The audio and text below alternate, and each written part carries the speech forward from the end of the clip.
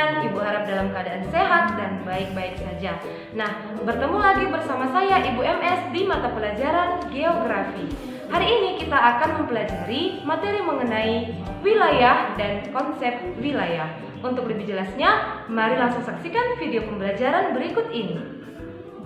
Nah, jadi di awal pertemuan ini kita memasuki bab 1, yaitu materi mengenai konsep wilayah dan tata ruang. Adapun tujuan pembelajaran kita hari ini adalah setelah mempelajari materi ini, kalian dengan penuh semangat dan sukacita diharapkan mampu memahami pengertian wilayah dan konsep wilayah. Nah, kita mulai dari pengertian wilayah terlebih dahulu. Nah, wilayah merupakan bagian permukaan bumi yang dapat dibedakan dengan wilayah lain di sekitarnya dan memiliki karakteristik atau ciri khas tersendiri. Jadi setiap wilayah itu pasti memiliki karakteristik atau ciri khas tersendiri yang bisa dibedakan dengan wilayah yang lain di sekitarnya. Nah, contoh wilayah di sini nanti ada 2, yaitu bisa kita lihat wilayah perdesaan dan wilayah perkotaan. Nah, contoh dari wilayah bisa kita lihat di gambar ini. Ini ada 2 wilayah, yaitu wilayah pedesaan dan wilayah perkotaan. Nah, kedua wilayah ini bisa kita lihat ciri-ciri atau karakteristiknya yang membedakan dia dengan wilayah yang lain. Nah, mari kita lihat wilayah pedesaan. Wilayah pedesaan dicirikan dengan terdapat lahan hijau yang sangat luas, kemudian rumah-rumah penduduk berjarak dibandingkan dengan di kota, kemudian terdapat tumbuhan atau tanaman hijau.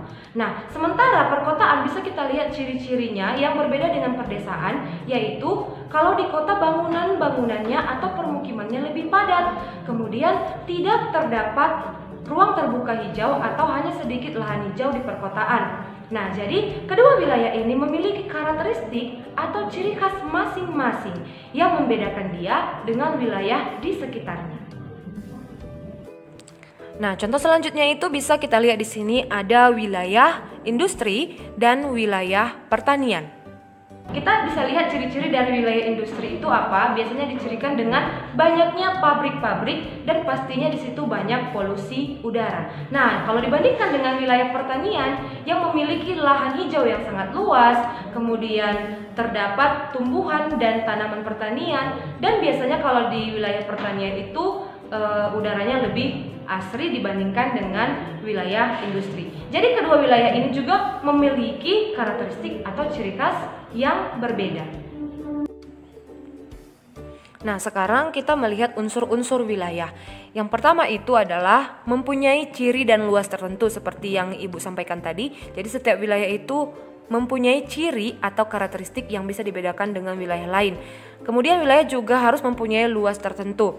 Yang kedua, berbeda dengan wilayah lain, memiliki karakteristik yang berbeda dengan wilayah lain sehingga kita bisa membedakan yang mana wilayah pertanian, yang mana wilayah industri, yang mana wilayah perkebunan dan lain sebagainya. Kemudian yang ketiga itu ada memiliki batas administratif dan fungsional. Nah, sekarang kita lihat materi selanjutnya itu ada konsep wilayah. Nah, menurut Richardson dan kawan-kawan ada 3 konsep wilayah. Yang pertama itu adalah wilayah homogen atau disebut juga wilayah formal. Nah, wilayah homogen atau wilayah formal ini merupakan wilayah yang memiliki karakteristik yang khas. Tapi di sini dilihat dari 2 aspek, yaitu aspek fisik dan sosial.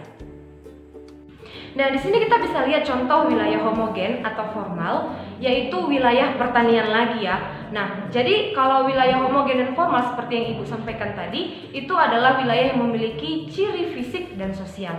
Nah, kalau kita lihat di gambar ini, wilayah pertanian ini kita bisa melihat ciri fisik dan sosialnya. Kalau ciri fisiknya tadi terdapat lahan hijau yang luas dan terdapat banyak tumbuhan atau tanaman pertanian. Nah, sementara ciri sosial dari wilayah pertanian adalah penduduk yang bertempat tinggal di sekitar wilayah itu kebanyakan bermata pencaharian sebagai petani. Nah, jadi ada 2 hal yang bisa kita lihat di situ, ciri fisik dan ciri sosialnya. Selanjutnya itu ada wilayah fungsional. Wilayah fungsional ini merupakan wilayah yang memiliki keterkaitan dengan wilayah lain. Artinya, misalnya ada 2 wilayah atau lebih, itu mereka saling melengkapi atau saling memiliki keterkaitan antara satu dengan yang lain.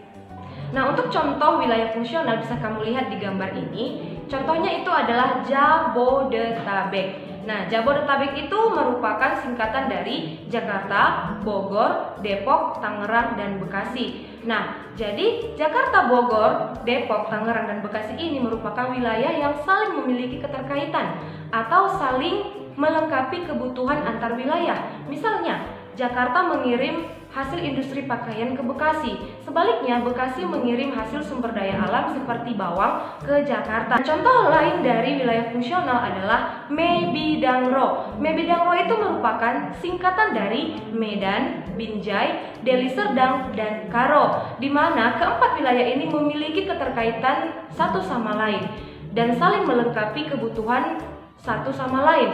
Misalnya, Medan mengirimkan barang-barang industri ke Kabupaten Karo. Sebaliknya, Kabupaten Karo mengirimkan hasil pertaniannya ke wilayah Medan. Nah, yang selanjutnya itu ada wilayah vernakuler. Nah, kalau wilayah vernakuler ini merupakan wilayah yang ada di dalam pikiran sejumlah besar orang. Nah, artinya kita menjuluki sebuah wilayah karena dia memiliki identitas yang unik. Nah, untuk contoh wilayah vernakuler di sini kita bisa lihat di gambar ini adalah Bogor Kota Hujan. Nah, jadi mengapa Bogor itu dijuluki sebagai kota hujan? Karena wilayah Bogor itu memiliki curah hujan yang tinggi setiap tahunnya dan dicirikan dengan wilayah yang lebih dingin dibandingkan dengan wilayah di sekitarnya. Nah, contoh wilayah vernakuler yang lain itu adalah Pekalongan, Kota Batik. Nah, kenapa kota Pekalongan dijuluki kota batik? Karena di kota Pekalongan ini terkenal akan industri atau produksi kain batik. Nah, baiklah aku, demikian saja materi kita hari ini. Semoga bermanfaat untuk kalian dan semoga kalian paham. Jangan lupa untuk mengerjakan tugasnya dan tetap semangat. Salam SFD.